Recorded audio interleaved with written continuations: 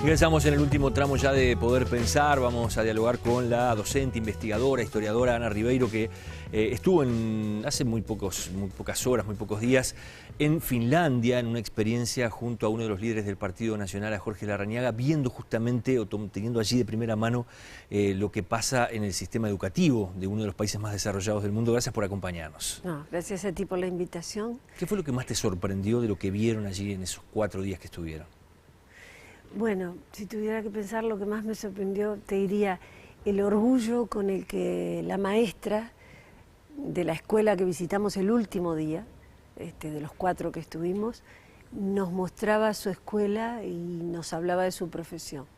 Pero un orgullo tan lindo de ver, de verdad, orgullo. ¿Con qué cosas de tenía su que ver ese escuela, orgullo? ¿Por dónde lo viste? Y ella estaba orgullosa del sitial que tenía en la sociedad ella, que tenían todos los docentes, y tenía orgullo del establecimiento, de los recursos, de las salitas pequeñas especiales en las cuales se atendía a los niños que por una razón u otra se rezagaban, no se los excluía, no iban a un sitio diferente. Había una pequeña sala en la que había niños autistas, por ejemplo. Entonces yo pregunté, porque ese salón pequeño, hay un maestro especial y hay un psicólogo, así hay 2 niños que son autistas, no se los aparta de la comunidad, no salen de la escuela, pero se les detecta a todos los que tienen algún tipo de dificultad desde muy temprano cuáles son esos problemas y se procura solucionarlos en el lugar. Y ella te mostraba eso con orgullo y te hablaba, por ejemplo, de la arquitectura de la escuela, que tenía un salón de entrada muy alto, y todo alrededor, 3 pisos que daban a ese salón muy alto. Entonces nos explicaba, estas ventanas fueron diseñadas especialmente para captar la luz, porque ahora a las 4 de la tarde se hace de noche cerrada, y en invierno más adelante, entre un mes, ya a las 2 de la tarde es de noche. Entonces nos explicaba cómo hacían para perseguir la luz, para captarla, para que pudieran tener la misma cantidad de horas de actividad, para que no cayeran en depresión. Entonces ella te hablaba con igual orgullo de su profesión, de su lugar en la sociedad, de los recursos materiales, de los recursos pedagógicos, de los recursos técnicos. Era muy lindo de ver eso. Seguramente muchos de los televidentes se preguntarán qué hay de aplicable o qué podemos tomar los uruguayos o el sistema educativo uruguayo de una experiencia de un país del primer mundo. Bueno, la primera cosa que ellos nos dijeron, y nosotros de alguna manera todos los que íbamos en esa comitiva en la cual iban muchos expertos en educación, el doctor Guillermo Fossati, entre otros, un maestro muy joven de una escuela rural que dijo quiero ir, quiero aprender, quiero ver, muy vocacional, que quedó preso en la escuela, dijo acá, cuando la vio, dijo, me puedo quedar acá, yo después vuelvo solo en un taxi, quedó prendado de la escuela. Bueno, todos teníamos claro que no era ir a buscar algo para copiar, que sabemos que la adaptación y la traductibilidad que se requiere en todos los temas educativos tenía que estar presente en nuestras cabezas de manera muy notoria. Pero allí nos enseñaron 2 cosas fundamentales. Una, lo primero que nos dijeron, nuestro sistema no es copiable y adaptable, ningún sistema lo es, esa debe ser la regla número 1.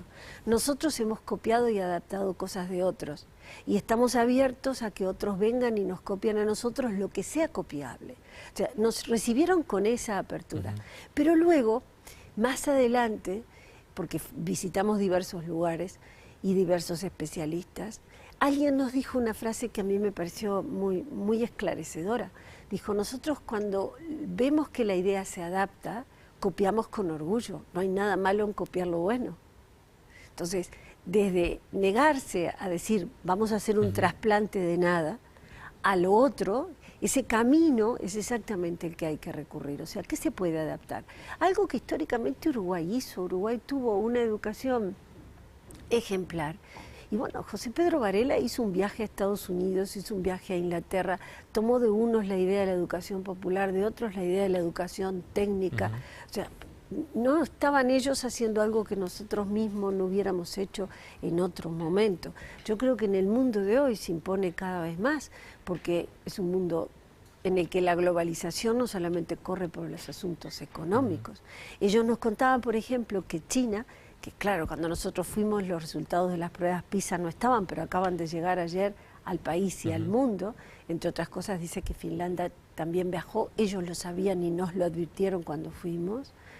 Pero China, nos contaban ellos, les pidió por favor una comitiva, un grupo, una experiencia de intercambio con ellos en las que los finlandeses les pudieran enseñar las 100 ideas tecnológicas básicas para el futuro. En ese caso uno que está diciendo China, que ahora sabemos de los 10 primeros lugares, 6 están en países asiáticos y hay por lo menos 4 que pertenecen a China, dividida en más de una parte, porque los millones que son China y las diversas realidades económicas y sociales que China representan requerían eso para las pruebas PISA. China no tuvo tampoco empacho en decir, a ver, ¿qué me pueden enseñar ustedes? ¿Qué ideas nos pueden dar? Del organigrama y la forma de funcionamiento del sistema, ¿qué es lo que te trajiste de ahí? Eso fue lo que más nos obsesionaba a todos, entender cómo funcionaba, ¿no? Siempre con la misma idea, si se puede copiar, si se puede trasladar, pero por lo menos entender cómo funcionaba. Y no era fácil entenderlo, porque es un mecanismo muy complejo. ¿Por qué? Porque hay una comisión de educación, hay un ministerio de educación y hay a su vez, yo te diría, municipios, por darle una palabra. La palabra en finlandés no nos dice nada, pero es más o menos lo mismo que un municipio o una alcaldía. Y hay un gobierno que está representado en el Ministerio de Educación y está representado en las juntas educativas y que también está representado en el municipio. Todo es el gobierno, sin embargo dividen las funciones. Por ejemplo, en el municipio determinan cuántas escuelas precisan construir. En las escuelas determinan cuántos profesores precisan. El gobierno, a través del ministerio, se encarga de que la universidad forme el número de profesores, porque los profesores son todos de nivel universitario, los que imparten educación de los 7 años en adelante, los que atienden a lo que hoy nosotros llamaríamos jardín de infantes o guardería. Esos pueden ser profesores titulados, pero sin titulación universitaria. Pero de 7 años en adelante tienen que hacer maestrías, tienen que hacer tesis de maestrías, tienen que hacer investigación universitaria y tienen que tener un título de doctor. Entonces, la universidad tiene que comprometerse a que egresa el número de doctores que a su vez el ministerio le ha solicitado, porque el pedido viene de los municipios a través de las escuelas, de los liceos. Entonces, es todo un engranaje. El Estado se asegura que, por ejemplo, si en este municipio, que es más pobre que este otro, porque los recursos municipales se vuelcan a los institutos de enseñanza, se precisan más elementos y tienen menos dinero, el Estado le da más dinero a este que a este otro.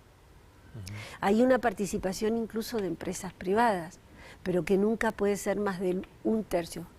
El 2/3 siguiente lo hace el Estado. ¿Cómo se da el pasaje de lo que acá llamamos primaria a secundaria, que parece ser uno de los hechos más traumáticos que se están detectando según digamos, la información que tenemos estadística, ¿no? Con un nivel de repetición muy fuerte en el primer año del liceo? ¿Cómo encaran ellos ese pasaje del niño a la etapa adolescente y a ese ciclo secundario? ¿Sabes, José, que una de las cosas que más nos sorprendió, entre las tantas que había, es que el sistema finlandés no es un sistema que fiscalice y que mida mucho el rendimiento de los alumnos? Se preocupa muchísimo de todas las formas posibles para incluir y emparejar el grupo y que salgan en grupo como tal, pero que no tiene instancias ni de inspección, la mínima clasificación posible para que nada de eso inhiba a los que se sienten diferentes. La instancia de prueba más traumática quizás no es la de primaria a secundaria, sino la de secundaria a la universidad. Ese es un examen muy exigente, hasta allí toda la comunidad educativa, la comunidad, padres, vecinos, etcétera, y el Estado han acompañado al estudiante, y allí el estudiante debe bifurcarse, o va para la educación técnica o va para la educación de grado, la educación universitaria. Y esa elección no es menor y exige una prueba muy, muy fuerte, en la cual les va el orgullo y la vida. Es un filtro muy, muy exigente. Tienen derecho para hacerlo durante 3 veces seguidas. Pero en caso de que alguien no pueda las 3 veces seguidas, hay varios lugares en donde puede ir Y hay además una cosa que nosotros no tenemos y que deberíamos aprender, es una de las cosas que deberíamos aprender, caminos de articulación entre, de pronto tú elegiste hacer una carrera técnica, pero te va muy bien en esa carrera técnica y luego querés seguir en los grados universitarios. Bueno, pues hay puentes entre las carreras técnicas y las universitarias que aquí son como dos realidades inconciliables y que allí tienen vasos comunicantes que permiten que el estudiante siga en lo que es la idea central. La formación es permanente. Tú decías, a partir de los 7 años aproximadamente, son doctorados, o se le exige el doctorado a quienes vayan a impartir, o una maestría. ¿Qué pasa con el nivel secundario? ¿Se sigue con ese régimen? ¿Son varios profesores como acá? ¿Son menos? ¿Cómo se organiza? Sí, son alrededor de 11 profesores. En ese sentido es similar al sistema uruguayo. Lo que pasa es que ya en la escuela tienen varios, no es solamente uno. Por ejemplo, en la escuela Saunalati, que fue la que visitamos, los alumnos estaban unos con un profesor en la clase de música, con un coro, había otros en la clase de lenguas.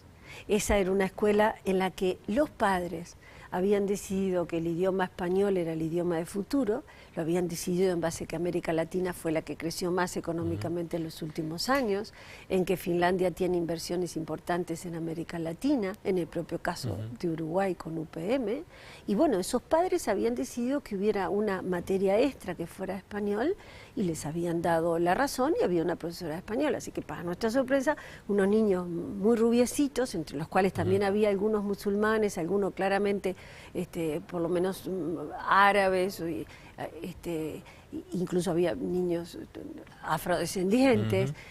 Ya hay una diversidad en una sociedad bastante compacta, pero ya comienzan a tener esa diversidad.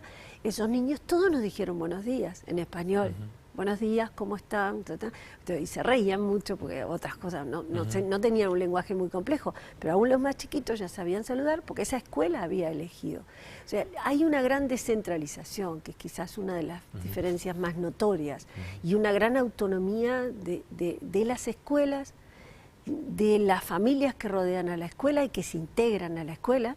Por ejemplo, había paneles muy similares a esto que decoran este lugar, de vidrio en la biblioteca, y a las 4 de la tarde nos contaban que los paneles se corren y la biblioteca corre hacia atrás sus estanterías y se convierte en una biblioteca abierta a la comunidad, a la cual van a leer en la tarde y a diversas actividades lúdicas que tienen que ver con el saber y con el mundo del libro. No solamente los adolescentes, niños y demás que estudian en los centros educativos, sino la familia y los propios vecinos, aunque no tengan hijos. Ana, nos queda un minutito nada más, pero ¿qué te parece que puede ser aplicable a corto plazo o con qué se puede encantar de alguna forma al uruguayo, a las autoridades uruguayas de lo que ustedes vieron y que no termine en una discusión política? Bueno, fueron porque en realidad se está en campaña política o se quiere dar una señal, ¿no? No, yo no estoy en campaña política de nada. Yo fui porque pensé que podía ayudar a ver a un candidato político que me pidió que lo ayudara a ver. Él hará luego lo que pueda y lo que sepa hacer con eso, pero mi contribución fue como educadora.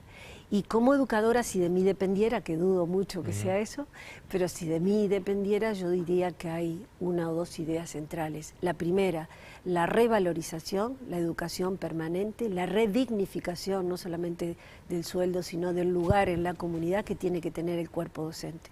Un cuerpo docente excelente, que se sienta orgulloso de lo que hace y bien recibido en la sociedad y que sienta que se le dan a él todos los recursos para que él también siga en una cosa que te diría que es la segunda idea. Todo nuestro sistema educativo tiene que adaptarse a la idea de que estamos en la sociedad de la información y del conocimiento y que todas las escuelas, no nos pasa solo a nosotros, no está solo el Uruguay pendiente de las pruebas PISA, está el mundo entero, porque el sistema educativo va corriendo detrás de la renovación de saberes que es exponencial y de vértigo. Entonces la escuela siempre va detrás, mientras que la ciencia, la tecnología van allá adelante, los sabios pensantes van a kilómetros de nosotros y el sistema tiene que ir detrás con una constante y es ayudar al alumno a que el resto de la vida tenga las herramientas para recapacitarse sin parar hasta el final de su vida. Lo mismo tiene que hacer el docente. Entonces un docente digno es un docente en el cual la sociedad en su conjunto entienda que las cosas funcionan de esa manera y el Estado lo apoye. Si hiciéramos eso ya estaríamos en un camino revolucionario. Gracias por acompañarnos hoy. Por favor. Nosotros vamos cerrando el programa, nos reencontramos la próxima semana aquí en Poder Pensar, los esperamos.